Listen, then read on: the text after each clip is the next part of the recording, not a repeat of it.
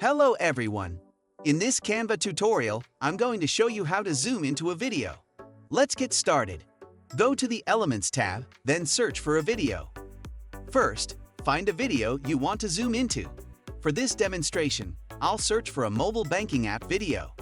Select a video from the search results. I'll choose this video of someone using an online banking app.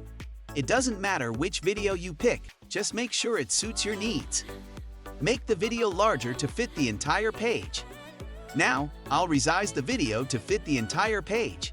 You can see the full video, but let's say we want to zoom into a specific area.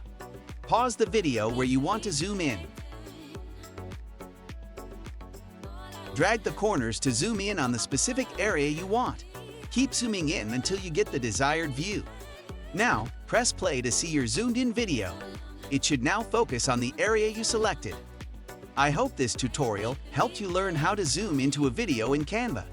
If you found this video useful, please like and subscribe. Thanks for watching, and I'll see you in the next one. Don't forget to like and subscribe for more Canva tutorials. See you next time.